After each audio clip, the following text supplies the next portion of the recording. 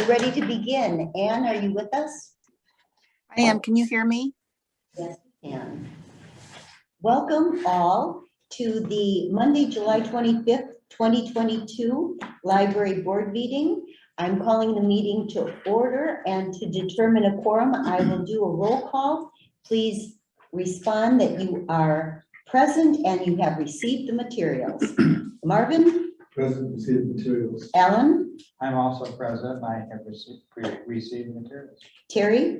Yes, present and have the materials. Anne? Present and have the materials. Ruth? Present and have the materials. John? Present and have the materials. And so do I. That is unanimous. With that, as you have received the materials, you did receive the library board minutes of the meeting held on June 27th, 2022. I'm willing to entertain a motion to approve those minutes. So, second. I have a motion and a second. Are there any questions or discussion? Hearing none, I will call for the vote. Marvin? Aye. Alan? Aye. Terry? Aye. Anne? Aye.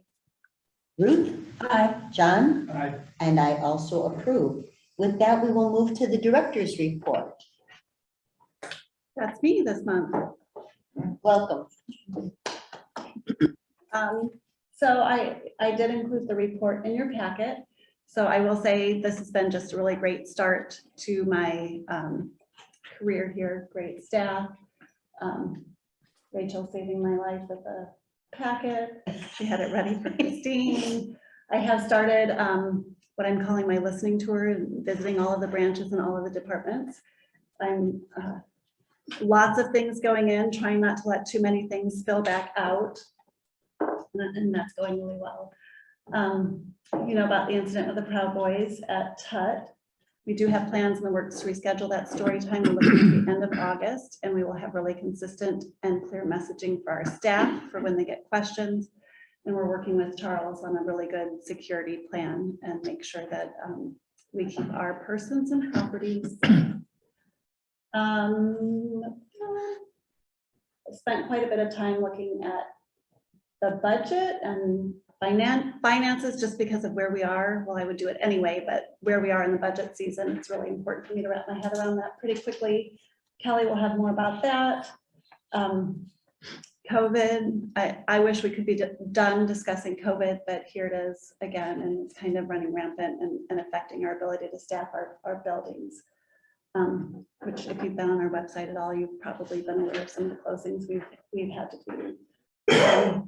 And kudos to Rana, who's running herself ragged, being at as many places as she can, but she hasn't figured out how to be in two places at once. So. Trish and Kelly are working on the construction stuff. We're still missing the custom condiment counter, not calendar, the second typo in my report. That we're going to go ahead and look for a non-custom piece, because that's still at an unknown time, delivery time. So, and then Elaine retired after 25 years as the last year's home delivery coordinator, and she'll be a volunteer still for a while, which I think is a pretty amazing testament to what we do here at the library and her passion for her work. Any questions? Comments? I have a question for volunteer services. I'm finding more and more people retiring, and I'm wondering how open we are. Are we reopening volunteer opportunities? Because for a while we were sort of negating those. Yes, slowly. Every time we start to do that, another outbreak hits. And so I think 2 or 3 times we've had a plan to do a really big welcome back. And then, yeah, so we're kind of letting them trickle in, but we're looking at when we can start really in full force, bring them all back. Okay. I've had questions about that, so I was wondering. Thank you, Sarah. You know, I noticed, thanks for the information, the responses to our questions, but I was really, wow, they have 400 people actually that signed up for the card. That's pretty amazing that we've had that kind of response. And that goes to show that there's a real recognition for these folks, with the content they can get from our library that they're not getting in their home libraries. So, Yep, for the value or the convenience. I mean, that's $20,000 we picked up there. That's pretty nice. Very nice. Well You talked about, suggestion.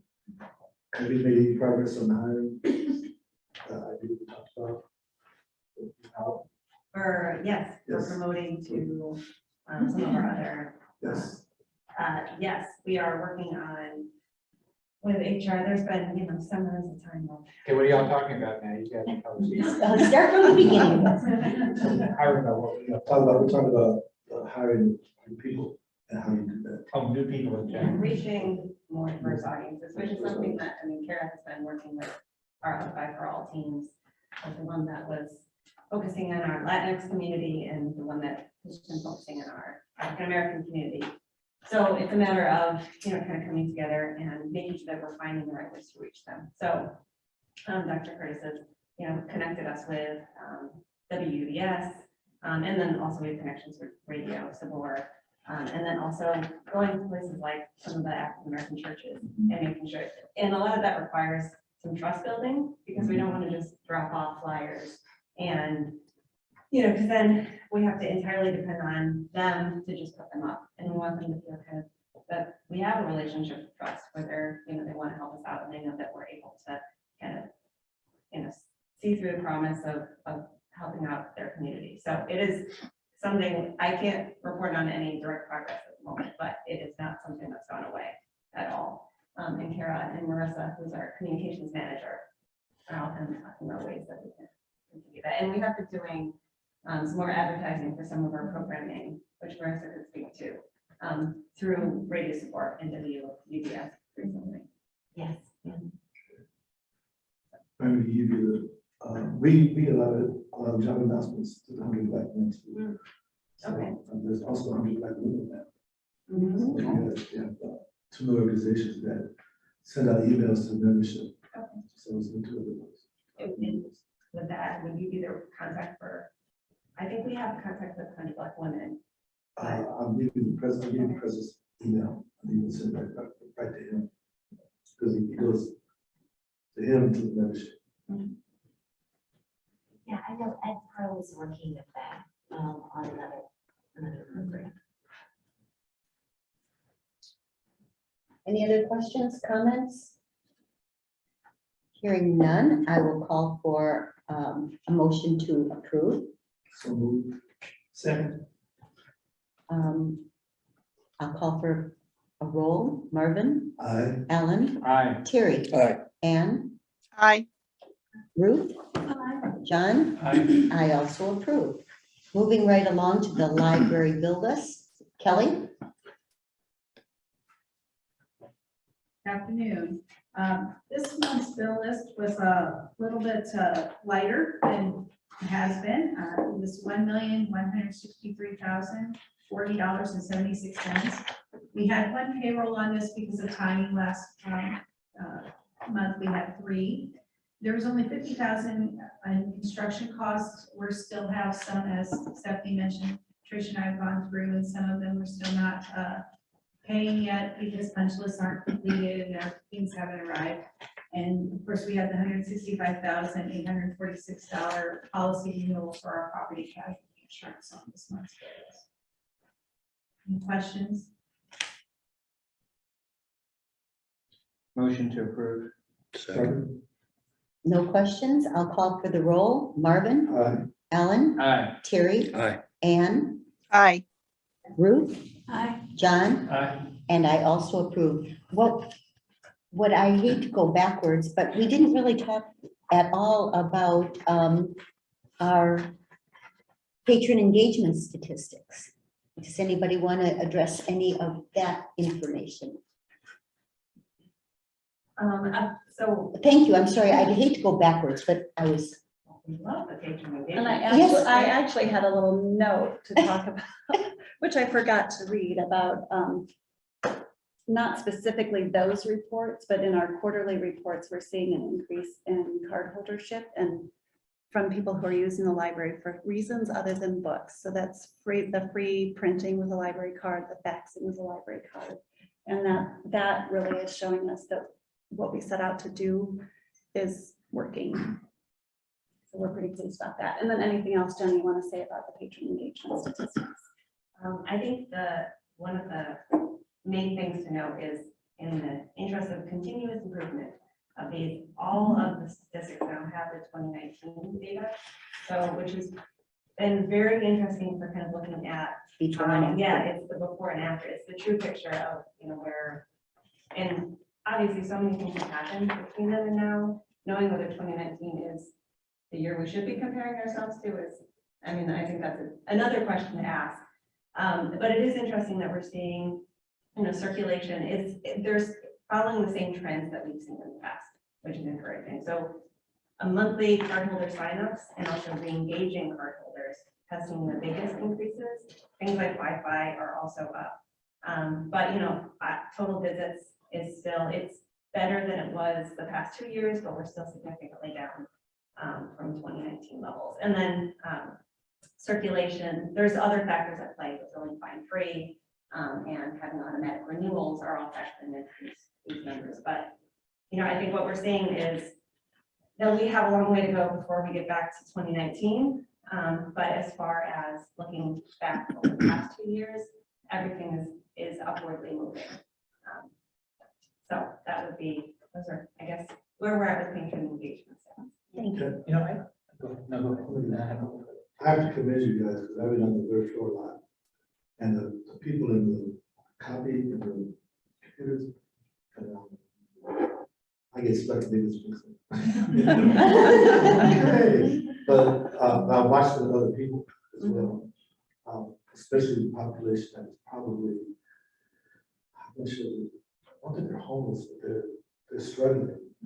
And the librarians are very patient, very kind, very helpful. And I just watch sometimes. It's just amazing to see. I'm actually on the demonstrations all the time. They do a great job. They really do. Thank you. So, I just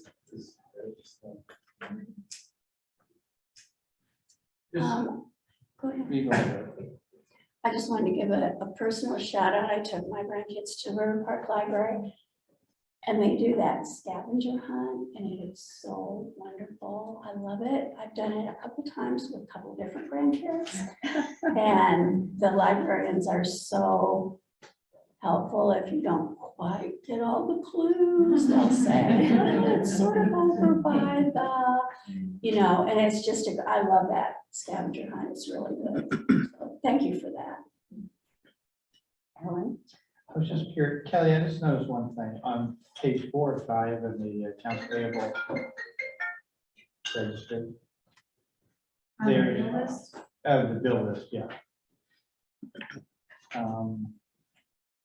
Toward the bottom and under the St. Joseph County Public Library, fourth one, salary of librarian. I had the same question for her. It's the line item that's number 1 on the So, voucher. so that's for all of them, Entire that's all. payroll. I thought I think we did. I thought maybe I was short in my That was- page that was- based on this. For the month, yeah. Yeah. Oh, that's It picks up line items. okay, that's a line item that capitalizes all personnel. Okay, great. Thanks. Thanks for keeping me honest. Appreciate it. Okay, I'm feeling like we're not walking in a straight line today, but that's not unusual in my life. I do want to say that I did ask somebody about if they had been to the new library, and it was a grandparent who said he spent 4 hours with his grandchild. He said, I think that's more time than I've spent in a library in my whole life, but we loved it, and they're coming back, so that was really exciting. So, yes. Okay, is there anything else we're missing before we go to personnel changes? Anything else? Okay, good. Let's move on to personnel.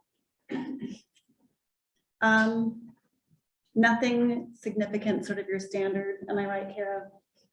The only one that I would have highlighted is the retirement that you highlighted earlier. Okay, this is like a vacation board meeting. Do I hear a motion to approve personnel changes? Second. Any questions, comments? Hearing none. Marvin, Aye. Alan, Aye. Terry, Aye. Ann, Aye. Ruth, Aye. John, Aye. and I also approve. Thank you. To my knowledge, there were no reports of special library board meetings, as there were no special library board meetings. So we will move on to unfinished business. Also, there was no unfinished business to my knowledge, so we can move into our action agenda items, starting with the St. Joseph County Public Library 2022 Step Day. Stephanie? Kara, can I throw that one to you? Sure. So every year, the library closes for Staff Development Day. We are proposing that we close on October 10th, which is Indigenous Peoples' Day. People think that we're closed. Stephanie had done that in her past, that this is a day that people think we're closed anyway. So it would be a good day to make use of it. So all of the locations will be closed that day. Do you have your agenda going for it yet, or are you still working on? First step is to get the date approved. Okay, fine. We do have some ideas floating around, but nothing set in stone yet. Well, then let's start with Alan's motion. Yeah, I move that we approve the request of staff appreciation day for Monday, October 10th, 2022. Second. Any further questions? Hearing none, I will call for the roll. Marvin, Aye. Alan, Aye. Terry, Aye. Ann, Aye. Ruth, Aye. John, Aye. and I also approve. Thank you. Madam Chair, Oh, yes, I would just like to highlight that I think it would be great if the professional development somehow tied to the strategic plan, and if you can make that connection for us. Always. that's really good. Thank you. Thank you. 2023 budget preview. I assume that would be Kelly. That would be Kelly.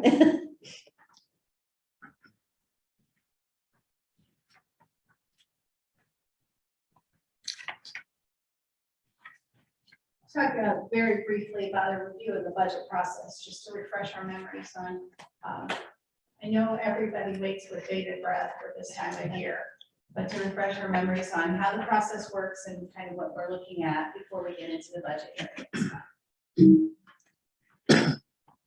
So the purpose of the budget, of course, is a financial roadmap of our projected revenues and expenses. And for Indiana libraries, it's the calendar year for that period of time. And we're looking to fund and sustain those strategic goals and programs of the board and the executive director. And we want that data to demonstrate financial stewardship to all of our stakeholders. And we also, of course, bottom line, prepare the tax rate to calculate the amount of property tax that we can levy, which is raising that levy. When we're talking about budget, we're talking about kind of three different budgets: the anticipated, the advertised, and the actual.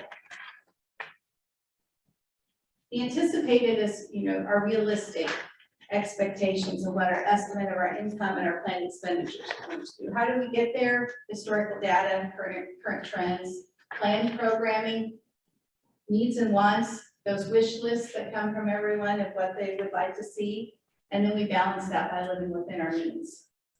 That's not as much as fun part as the others. Then we advertise. And the way we advertise and the way we hold public hearings is all dictated in Indiana statute and driven by what we present to the Department of Local Government Finance, that you'll hear called the DLGF. And they are the ultimate arbiters of deciding what we are allowed to have and what we're allowed to raise in that levy and what we're allowed to spend. So we are required to hold those public hearings and advertise the budget.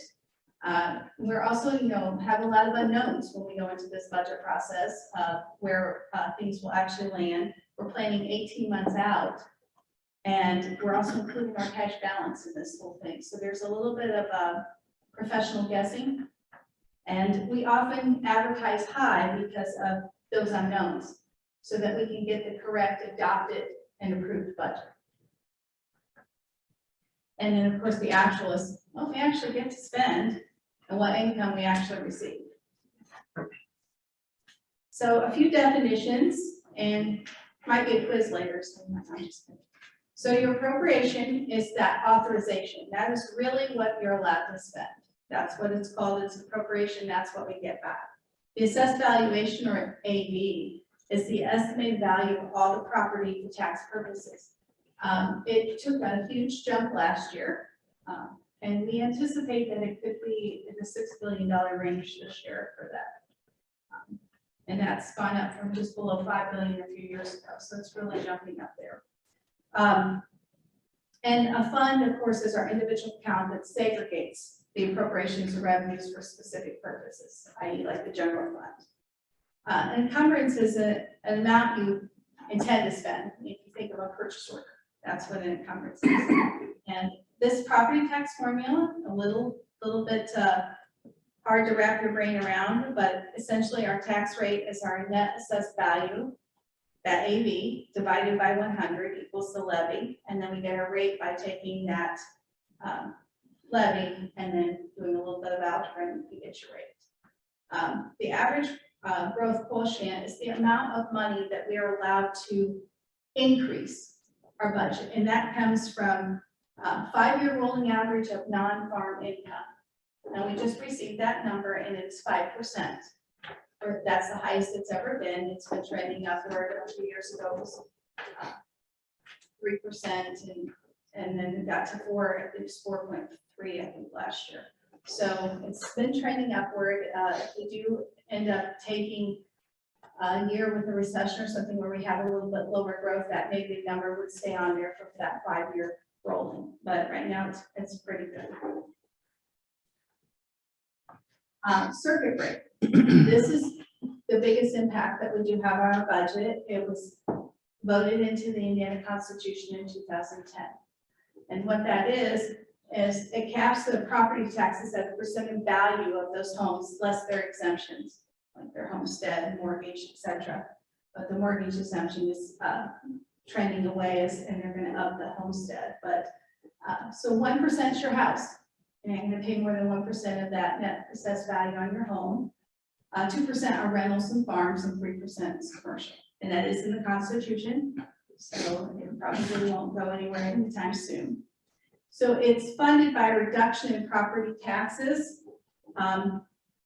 for everyone. So if you think about all of the taxes for the county being a pie, they take that and they make each person's slice of pie smaller based on how much of that tax. So each taxing entity gets a little bit less. So if you're a larger taxing entity like schools, they get a bigger portion of it, and it kind of trends down there from there. We cannot increase our rates and levies to offset this shortfall. And we can't borrow to offset the shortfall. Back when it started, the initial estimates were that it would be about 10% annual loss, maybe trend up and level off. Over the few years, that did not be the case. So this year, we're approaching 5 million or 23. So we lose, in other words, we can't collect $25 of every $100 of property taxes that's assessed. So over the past several years, I just went back to 17, you can see where our tax levy would have been had it not been for circuit breaker losses. So if you were to take that tax levy there on the left, subtract the circuit breaker loss, that's how much tax revenue that we received in. So in 23, that number is about a little more than 4.9. So that kind of gives the budget in a very, very short, very quick, but kind of where we're going. So when we come in next month for the budget hearing, be prepared with all the definitions and any questions on anything? Can you go back one slide? So even though the circuit breaker did take away quite a bit of our, what we could have collected, we still have seen from 2017. So in 2017, our tax, we actually had a little over 15 million that came in, and now we're close to 18 million, right? So, yeah, this is actually what The we tax, would, yeah. what we would receive. So we received a little 12. So it's the 15 less than 2.7 we actually got. So so right now, so it's 17, but we get 17 less the 4.5 million. So we're thinking this year we might be a little over 18 million with that fact. So we'll be in a little more than 13 million. This does not count local income taxes or excise taxes and those kind of things. So we're really, so then we're really about, so in collections or availability, that is really about the same. Because the 15 less the 2.7 is a similar Yeah. place to it's Yes. about 13 million. What happened here was when St. Joseph County and Lake County had exempt, they were kind of protected Right. from the circuit For breaker sure. losses on debt for 10 more years than other entities in other counties. So that's when it jumped, but AV started to jump here, it says valuation, so we were offset by being able to raise more taxes, that growth quotient at 5%. So if we were to have a poor year, which we hope we don't, then this number could drop while this number's trending upward. Does that make sense? Yeah. So, but right now, things are pretty good. I don't know if Madam Chair calls on. Thank you. There's two pressures, I think, on the budget, and I wonder if you could speak to them. One is people who don't pay their property taxes, and the other is inflation. So how do you work that into your budget planning? So for those that don't pay property taxes, when we put in our assessed valuation to raise our levy, we use a lower number, and we anticipate that St. Joe County is about 88%. I mean, at least our entity. There are, of course, this year a record number of appeals because people's rates skyrocketed with the market value. So we built that in, and Stephanie can probably speak to her experience with that, but we look at that trend and try to anticipate that we won't collect a certain percentage of our rates. Now, fortunately, over the past couple of years, the rates of collections have started to trend upward. Less people, and that could change anytime. So we do factor that in. As far as inflationary pressures, we are aware of them for everything that we get, from supplies to, cost of health insurance. So we monitor that. We try to build revenue in other places and cut expenses that don't impact our services or our staff in every way that we can, negotiate, get our supplies. We cut back to where we're getting them every other week, so we don't pay as much service charge on that, and try to anticipate that. Do some other things that maybe generate rebates, certain programs that you can do within the business office, or other programs that create rebate that might give you $3,000 a year, but that's what we do to try to protect services and staff. We'll also have budget lines in particular where we know it's going to be high utility costs. Cost of gas is going up for everyone. We know that's going to affect our heating and cooling costs going forward. So we'll budget in that line item higher, because we just know it's going to be higher than traditionally what we've spent in utilities. So you have to look at it. You can't ignore, and inflation, I think, is what, 9% right now. So, and unfortunately, folks that came long before us, and some of you were such good stewards, that our cash balance in our rainy day fund is in good shape. So we do have that umbrella for when the rain does hit. to help so that we can continue continuity of services and staff without anyone really noticing. We might on the third floor, but you might not. That's our goal. Any other questions? So, this is a hypothetical, I'm sure, but does the public in a budget, when you present the budget to the public, what is the usual feedback from the public about the library budget? And do you anticipate pushback from some folks about the budget? Crickets usually.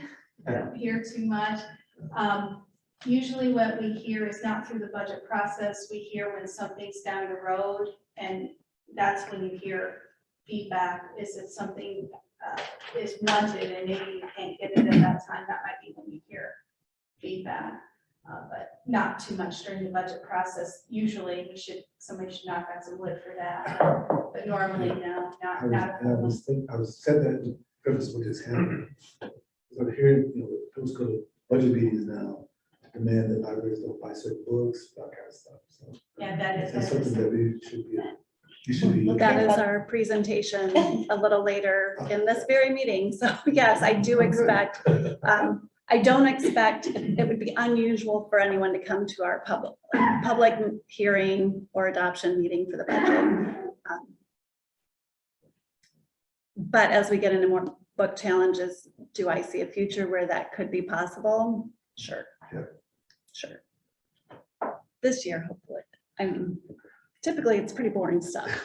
It's not riveting. I mean, I can't speak for the accountants in the room, but Not the person. Thank you. Is this something that needs approval or was No. just a presentation? Okay. informational.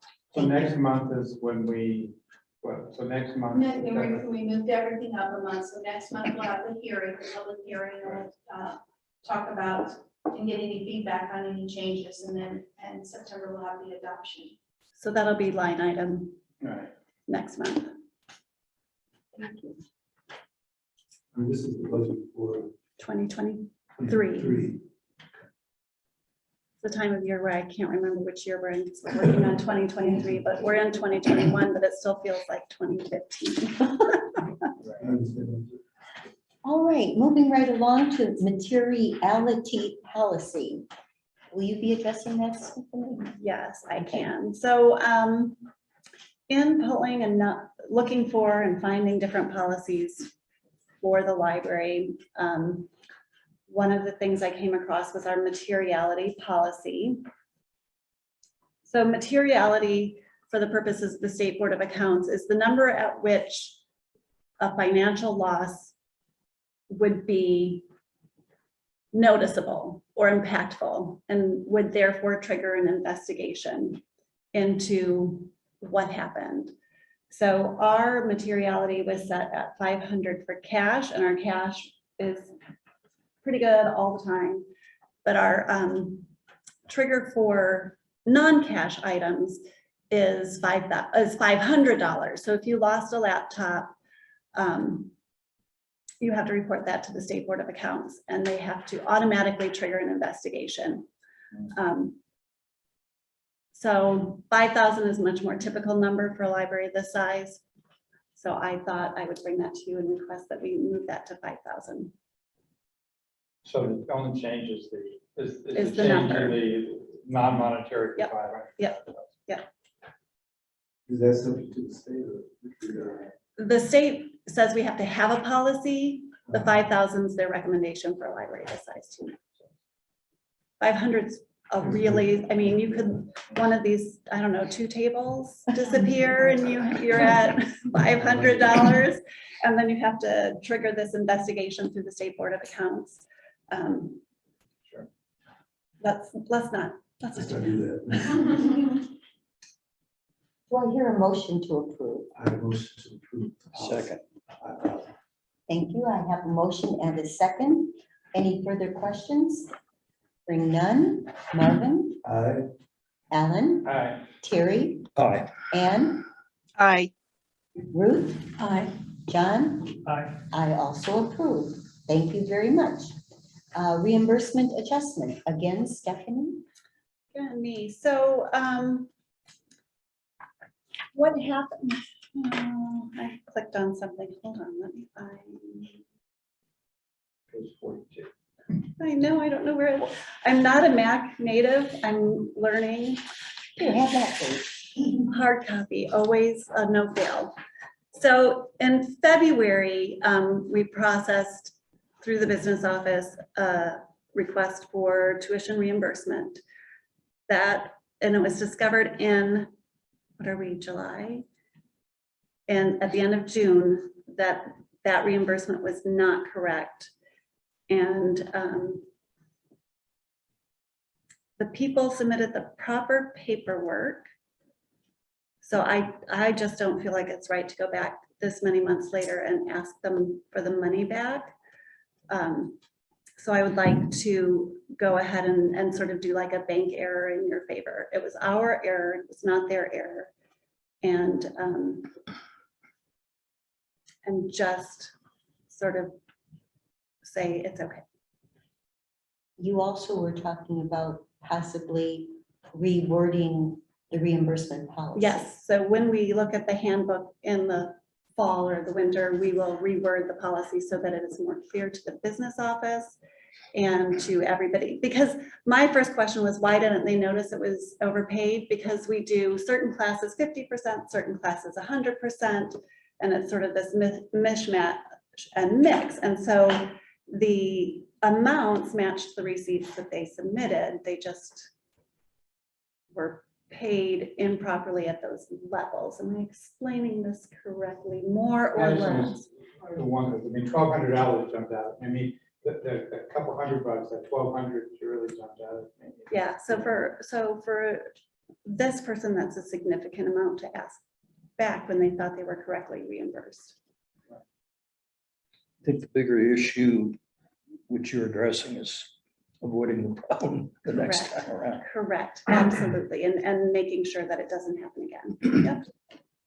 Since the only meeting, Yes.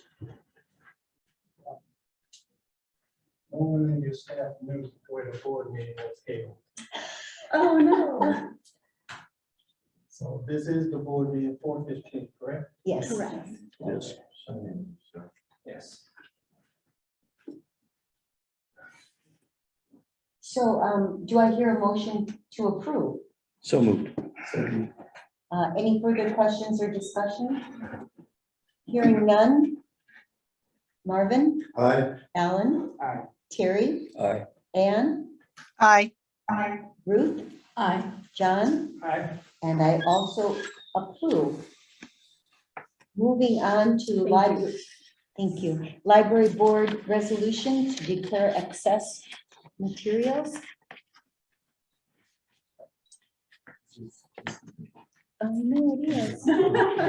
On behalf of Christine, I make a motion to the materials for the Defensive Library go out. That's putting it briefly. Do I hear a second? Second. Okay. That being said, are there any questions? Hearing none. Marvin, Aye. Alan, Aye. Terry, Aye. Ann, Aye. Ruth, Aye. John, Aye. and I also approve. Thank you very much. To my knowledge, there's no other business, and we are moving to hearing of visitors. Do we have a hearing of a visitor? Yes, you do. Okay, you have 3 minutes to address the board. Please identify yourself, your address, and your topic. Sure. What do I say? Just, You're fine. Yes. okay. My name is Rodney Guest from South Bend Tenant Association. I'm the president and CEO of the South Bend Tenant Association, located at 2015 Western Avenue, Suite 111 in the Mary Crest Building. That's where we're located. The reason why I'm here is I talked to Mr. Goodhue, Trey Goodhue, concerning a curriculum that we are going to be using with the South Bend School Corporation in the Gear Up program as well. It's called Tenant Curriculum. What the curriculum is designed to do for young adults adults alike, is planning how to look for a place and how to plan for looking for a place. For example, 30% of your income is on rent or mortgage. So therefore, we're teaching people how to proact and plan to get into living conditions, to be more productive citizens before that time comes. Matter of fact, when you first get out of high school, you're already on low income. You don't have a living wage, you're on minimum wage. Because you can go get a JOB, be all you can be in the military, or get a college degree, or even a vocational. Because now, that's what we're doing in the high school level from 11 and the 12th graders, to get them to see goal planning and goal setting and budgeting on how to learn how to be productive citizens and finding a place. And if I can show the board a rough draft, because in September, we're gonna launch this curriculum. If I can come around to show you, which way is the middle of the room for the board? Would that be this way? Kind of here. Starting here, and just pass it around. You could just have this. Like that. There, deep down there. This is what we'll be teaching. It is a light curriculum localized. It's like I said, it goes Is this just- everything from. You just have 2 copies of this? Yes, Okay, just go. Oh, I see. it talks from the very beginning, the hunt, on how you're looking for a place. Then it talks about goal setting, short-term, medium, and long-term goals, on how to do this. The next section talks about stewardship, and it talks about maintenance. Excuse me, Rodney, I just want to be aware of the time. You have 3 minutes, so what's your question for the board? The question for the board is, can we have a partnership with the South Bend Library, the partnership, to use this curriculum? That's the question. We'll look at the materials and give you a response. Is that, We'll direct it to the correct department that works on education matters, and they will get with you. Well, I already talked to Trey Goodhue.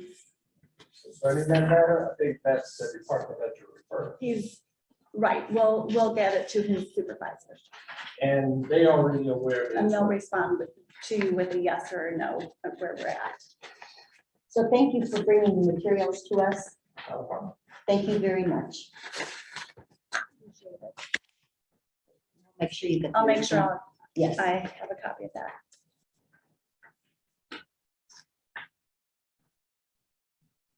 We're good. Thank you, Rodney.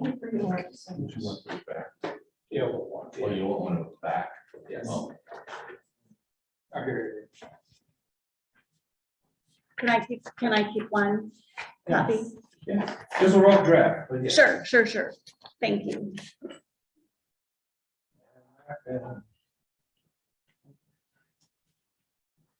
Thank you very much. And if I'm allowed to stay a little bit, if You're welcome. anybody have any questions after the meeting, Sure, I'll be ready to address those. Thank you. sure. And I think there's a couple of available seats over here. All right. Thank you. Any other visitors? Hearing none, we will move on to our presentation, our news and educational item, collection development. So David and Amy are from our collection development department, so they know a thing or two about collecting and developing.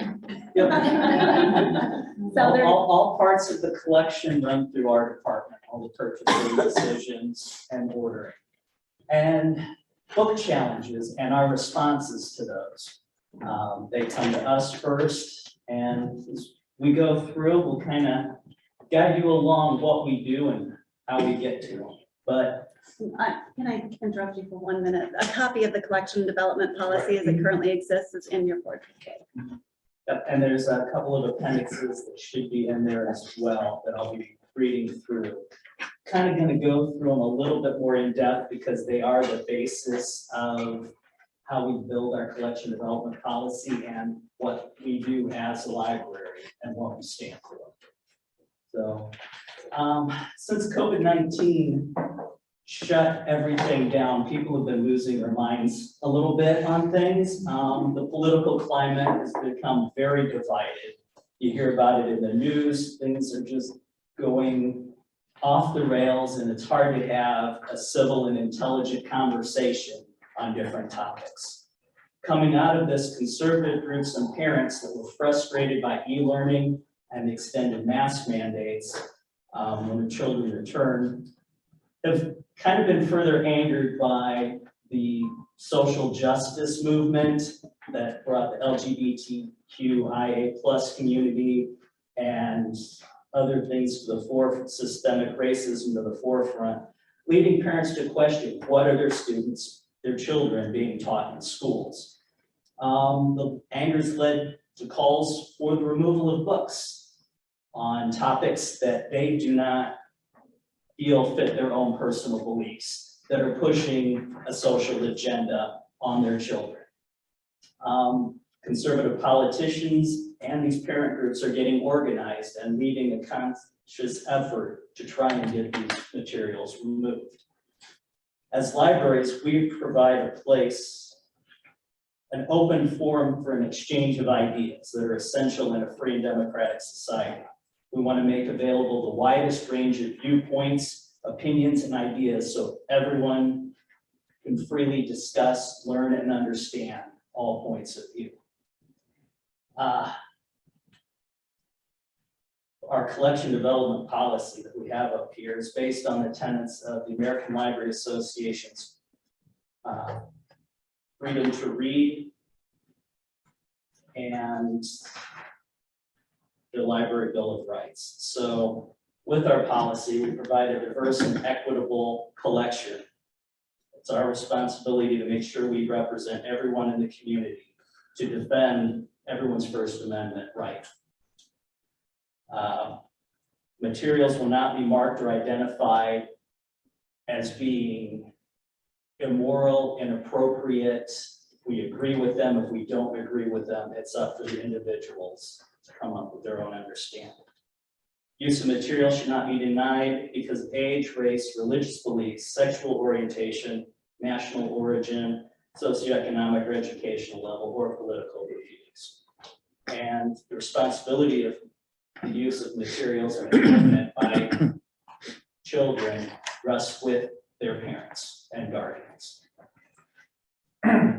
So the ALA Freedom to Read statement, it's guaranteed by the Constitution with the faith that free people will stand firm on the constitutional guarantees of essential rights and to be able to exercise their rights. So among those, publishers and I'm going to kind of paraphrase from there. Publishers and librarians need to make available the widest diversity of views and expressions, including those that are unorthodox or unpopular or considered dangerous by the majority. Publishers and librarians and booksellers do not need to endorse every idea or presentation that is made available. They should not establish their own political, moral, or aesthetic views to determine what should be published.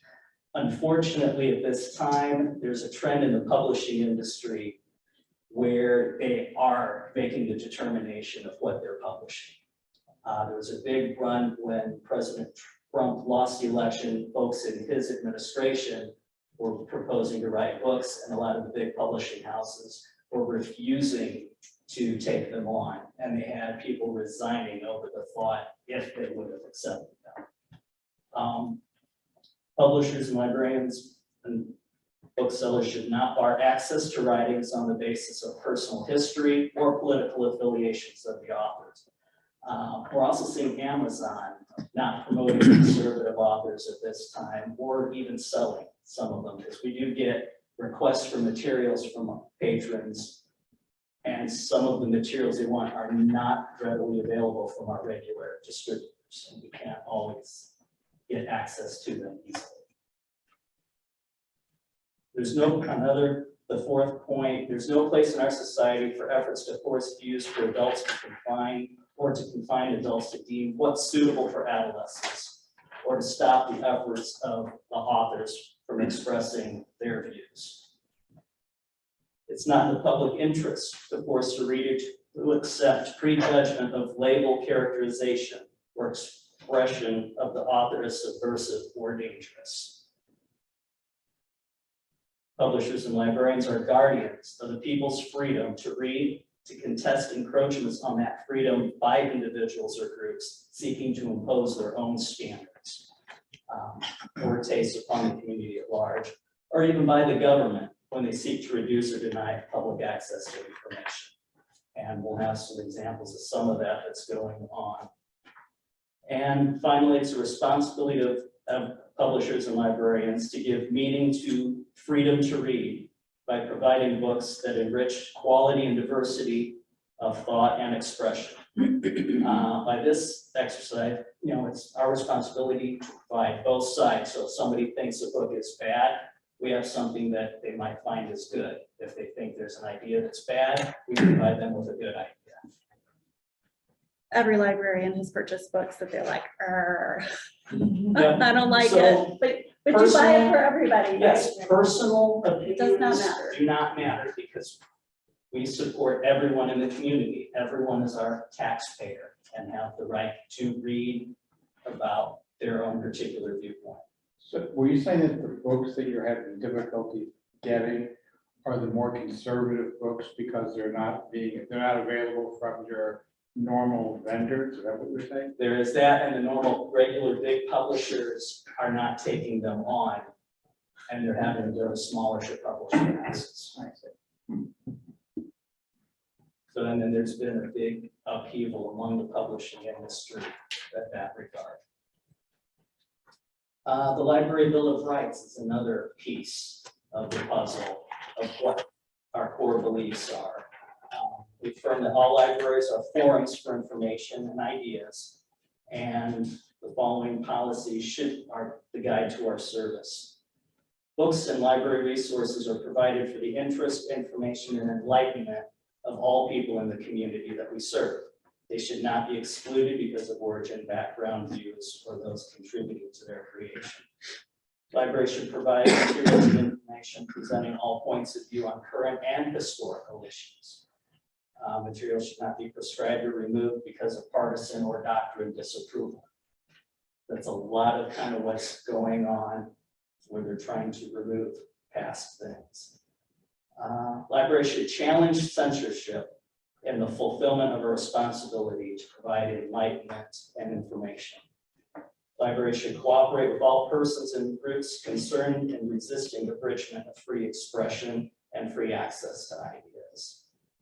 A person's right to the library should not be denied or abridged because of origin, age, backgrounds, or views.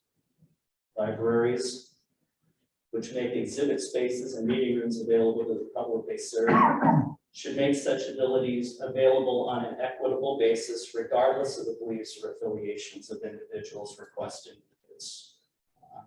All people, regardless of origin, age, background, views, possess a right to privacy and confidentiality in the library. Libraries should advocate for and educate about protect privacy, safeguarding all data, including personal information in the reading histories. So privacy is a core value of ALA that's essential in the exercise of free speech, thought, and association. Lack of privacy confidentiality can chill a user's choice. They might feel they're being suppressed. Possibility of surveillance, whether direct or through access to records of speech, research, and exploration can undermine the democratic society. That's from ALA's value on privacy. Library users of all ages have a right to privacy. When a patron enters a library, they have two expectations of privacy should be guaranteed. The right to read and borrow materials free from scrutiny, regardless of age, and the right to seek information and have the subject of academic and personal research remain private. So when it comes to school libraries, however, there's a federal law, the Family Education Rights Act, that give parents and caregivers right to access the educational records of their students from kindergarten through 12th grade. However, that access ends when the student reaches 18. So there's where more of the school libraries are having issues with parents coming in and requesting things be removed. Means that some of the trends that have been ongoing nationally and in the state. Sure, yeah, so basically, Dave's covered a lot about book challenges and our library policies. I'm gonna talk about some local and national news regarding book challenges. Kind of at the height when all the challenges were going on earlier in the year, senior leadership reached out to collection development and wanted us to keep abreast, and we already were, articles in the news about book challenges or any legislation going on in the community or the state of Indiana. So any articles of importance, we forwarded on to senior leadership just so they were abreast of what was going on. So I'm gonna condense, in a nutshell, some of the news items that I came across. Nationally, I thought this was a good representation of what's going on in the country. Any state here in red, there was research done it's a Pan American study, and it's a 9-month-long study. And this is, any state in red is where there was either a book challenge or an investigation on a particular title. So there are 26 states that had some type of book challenge or investigation.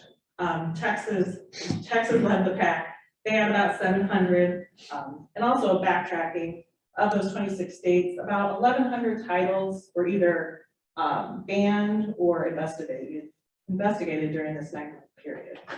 So Texas led the pack.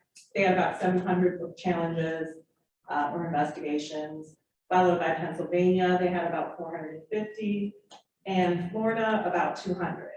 And if you're curious about Indiana, we had 18. So nationally, some of the 3 common themes that I found in some of the articles that I had read, it's usually about parents or parent groups or school boards wanting more control over book selection and approval, and taking on this role when they're, kind of taking that role from trained professionals such as librarians and school librarians who already have policy set up to meet these guidelines.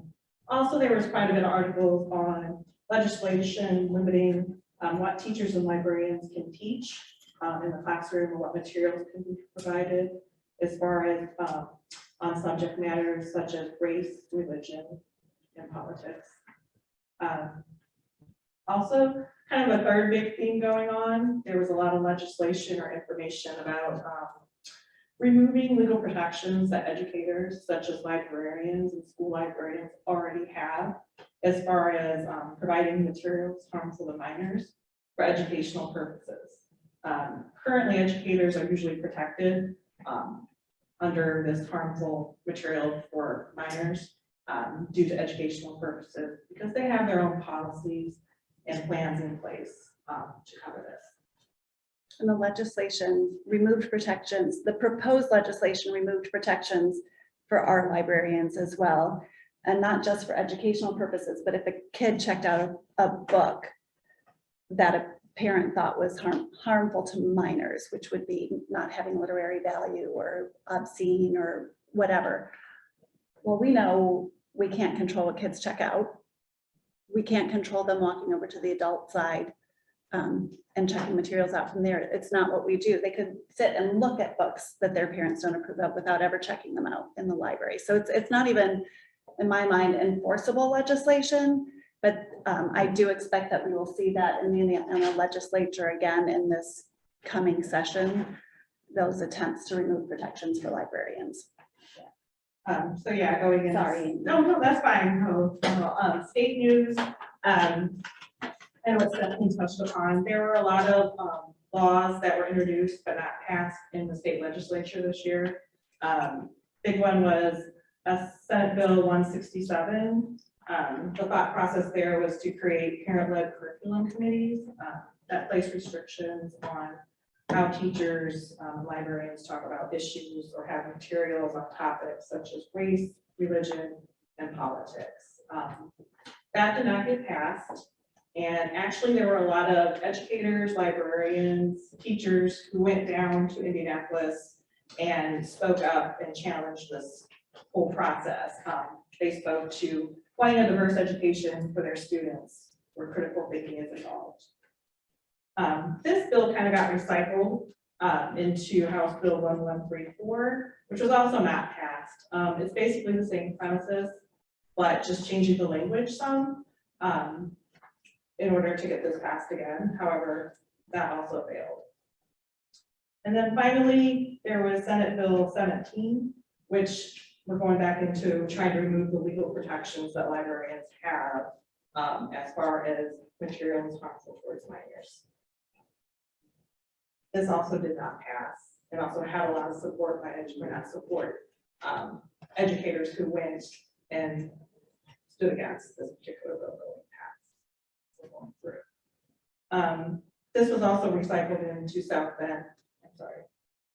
Bill 1369, which was also not passed. It was also a bill very similar to Senate Bill 17, that they just changed the language and the wording the last day of legislation, and that also did not pass. We did try to sneak it into They another did, bill. that last day, yeah. So yeah, and so everything I've read since then, articles I've read, it looks like these two topics are not going to go away. They will come back in some other form as far as a bill number or language, but they'll be back again next year. Yeah. Was the margins large or small for that passage? Yeah, honestly, I don't remember. Some of them died in committee. Yeah, know that any of like an them- education committee. None of them made it all the way to the floor, but some of them made it really close to coming out of committee, and then you're gonna have your, it would be surprising to not have your standard Right. split Right. at that point. So who's actually, does the Indiana Library Association, or is there somebody or some group of people that are statewide for the libraries like ours that are actually looking at every bill that's introduced to try and figure out has got an impact? Yes. And let everybody know. Yeah, Is that who the this- Indiana Library Federation has had this KC department that they keep track. They have actually lobbyists, Bose, I don't know if you've heard of Bose, but they're the lobbyists for Indiana Library Federation. And they have spent a lot of time in the State House and tracking the bills and keeping us informed.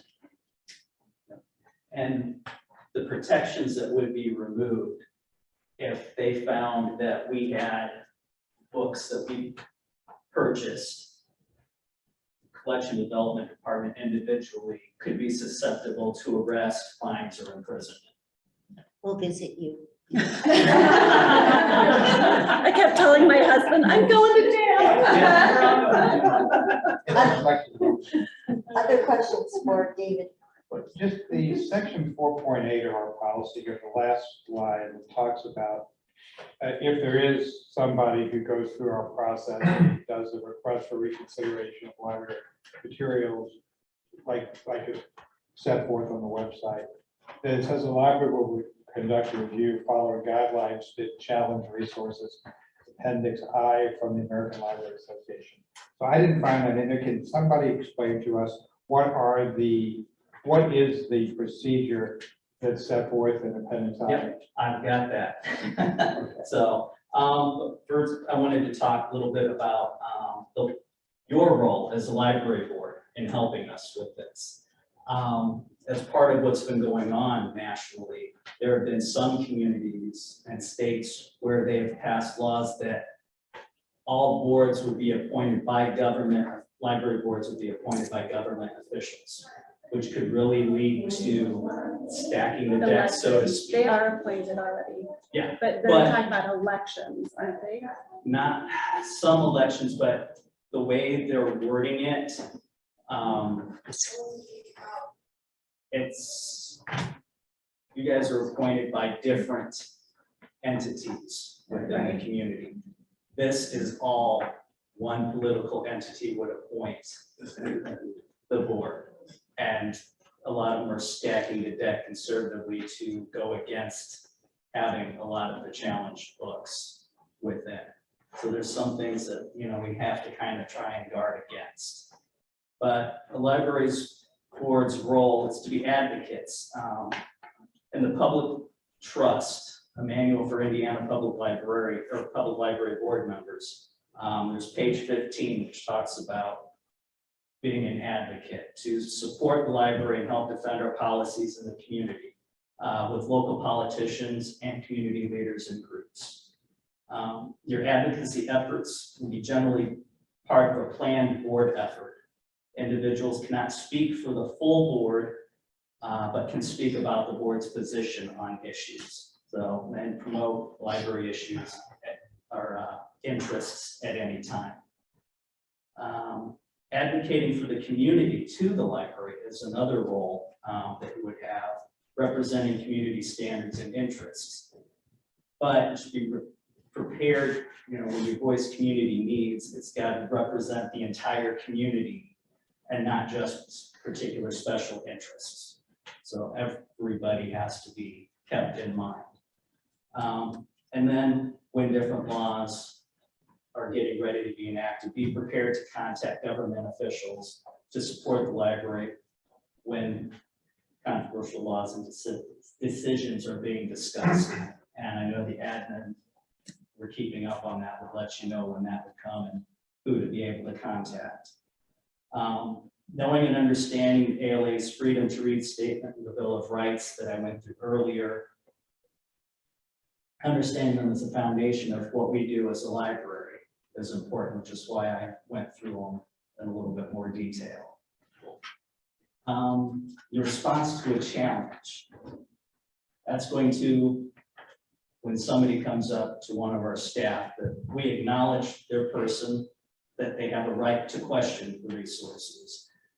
We should listen thoughtfully and respectfully to them. Get from them what specifically is it about the item that they may be questioning and challenged. Ask if they read the whole thing or just some parts, and then ask what action they would like us to take.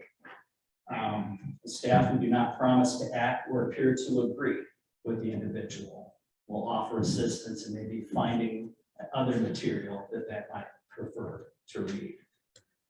If the person requests that an item be removed, we explain to the individual that even though it may be offensive to you, there are those in the community who will not be that do want that perspective that they would agree with.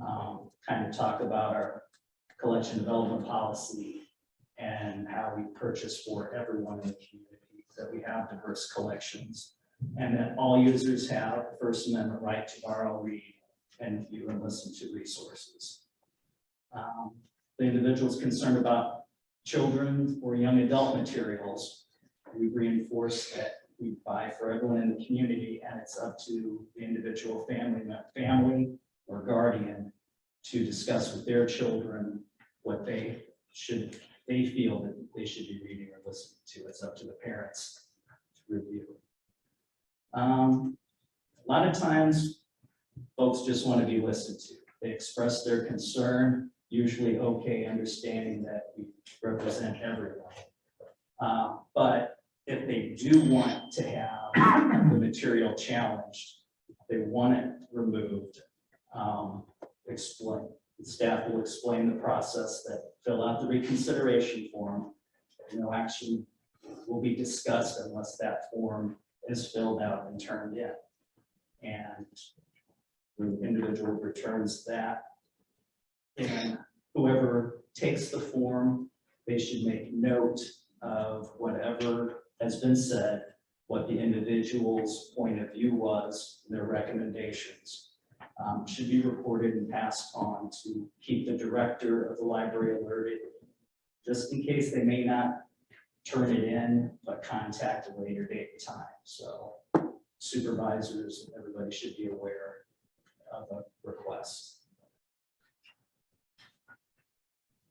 Some of the challenges These are the ones that we've seen in the last 2 years. We've had Joe, an adaptation of Little Women, sort of. This was a graphic novel loosely based on Joe from Little Women, who's finding out that she is gay.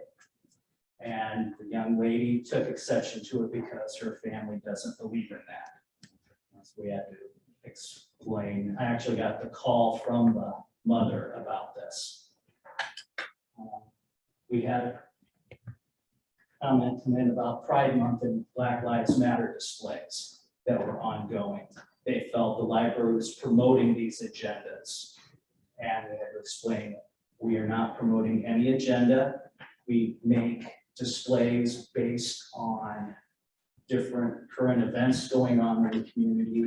Pride Month, of course, providing information on that particular topic. And we rotate displays periodically to provide education. Mr. Watson's Chickens was a picture book. Mr. Watson's chickens were causing problems in a relationship he had with his male companion. And again, it was an LGBTQ issue that this family had. Big Bathhouse was based on Japanese culture. The author remembered going into the bathhouse with her mother, grandmother, cousins, and aunts. There was some female nudity illustrated in there that the person had issues with, but because it was representative of a culture on an education front, the author's own personal experience that she was sharing with everyone. Mastering Diabetes, that was a little odd. The person felt that it promoted some ideas that could be harmful to somebody who was just starting out, some of the things they felt were questionable. But in the beginning, the author notes, always consult with your physician before starting a new diet. Johnny the Walrus was a satire on the transgender movement, where a little boy pretended he was a walrus. Mom was pressured by the community to treat him like a walrus. And so there were a couple of questions on that, but we moved it out of the picture book because it was more satirical and put it in adult satire. Therefore Hearts was a fiction book by a Russian author. Again, another satirical idea. This one was difficult because of the content, but again, the author's personal expression of artistic value kept it. And then we had another Pride Month display issue as well. So when we do get a challenge, the formal request does come to our department collection. We look through it, grab the book, read through as much of it as we can. We look back at all the reviews. Was it done in Publishers Weekly, Library Journal, New York Times, and were the reviews? We note those. We also look up to see which other libraries in the state or country may have the book and where they have it located as well. So that way we know we're on the same page. We then will write up a response. That time we also let library administration know about the challenge and what our response is going to be. And the response is usually mailed out within 7 to 10 business days. Not very often do we hear back from a patron. Usually that's the end of it. Occasionally I may get a call wanting to discuss it further. But the next step would be the patron could possibly bring it to the library director. And if they didn't like their answer, they could possibly bring it to the board. So, but we haven't gotten to those points yet. Now that may be coming, which is why we're here and letting you all know what could happen here in the new climate that we have. And there have been a number of libraries in the state of Indiana where they have had a consistent and not small presence month after month after month at board meetings to make public comments on these matters. So as with any response. Typically, you guys take in information and we don't make a decision. You don't typically make a decision on the spot in a board meeting. But I would be surprised if sometime in the next year we didn't have people questioning our materials. And they typically are surrounding gender identity, sexual content, nudity. And sometimes we do get things put in the wrong spot and we have to move them and you just go, yep, okay. And then a lot of racial content too. It's sort of a mix of those things, which are the most common challenged books. I do expect there to be legislation again. I'll keep you guys up to date and informed as those, and rely on ILF and BOES really to tell us when we should just kind of ignore it because it's going to go away on its own, and when we should really contact our legislators and let them know, hey, this is not good for people. It's not good for libraries. It's not good for communities. And again, these are the ones that reached us. We've heard from the branches that some folks have questioned some materials, but just having their voices heard and hearing the reiteration that we provide materials for everyone and all points of view has been enough to satisfy the vast majority.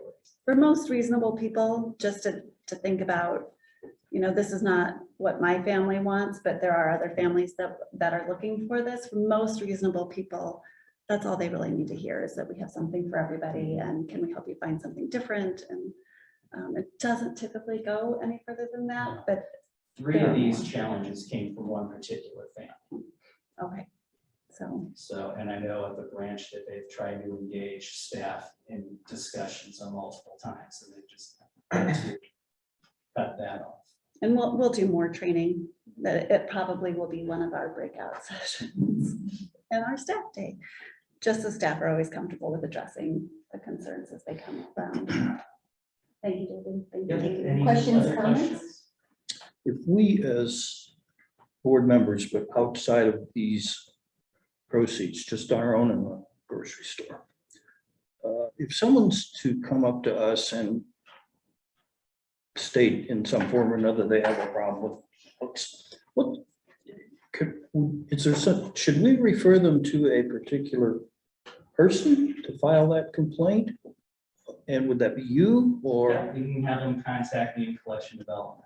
Okay, so contact collection development. Yeah, or even if you just want to say, you know, libraries collection development policy, we support everyone in the Yeah, community. and I think we would, but if pressed, they, But if want to pressed, refer yeah, them they to the can right refer- place. Yeah. Yeah, and if they have an issue with a particular title specifically, let them know that they can visit any of the branches to get a form that they can fill out to make Okay, it official. all right, that's what's. Yeah, as a follow-up to what Terry said, I know you're creating training materials, questions and answers. If people say this, then here's some things for staff. Would it be possible for you all to put together just something to be more tailored to us? Because I agree with Terry. I've had people, usually very positive, but I've had people coming up to me, and it would be helpful if you all could put together Absolutely. Yes. some talking points that we can look at the way, if we have it on this issue, and maybe if there's any other issues that you think might come up that we might be buttonholed in the grocery store. There's some, If you all could give us talking documents. points, that would be helpful for me. yeah, there's some documents that ALA has Well, we'll on have- our website as well we'll have- that we can get to. Yeah, we'll have communications. Do some of that elevator speech type of thing where you Yeah, just a little 30-second. Yeah. yeah. Good, thank you. See how I'm throwing you some work, Jenny? And Marissa. I'll get those to you. Thank you. All right. After I drop all my stuff. Thank you. Thank you very much. Okay. With that, is there any other agenda items? Hearing none, our next library board meeting will be closed in this room, so we'll ask people to leave upon adjournment. With that, I would entertain a motion to adjourn. Second? Okay, Marvin? Aye. Alan? Aye. Terry? Aye. Ann? Aye. Ruth? Hi. John? Aye. I also. Thank you all for coming. Thank you, everyone.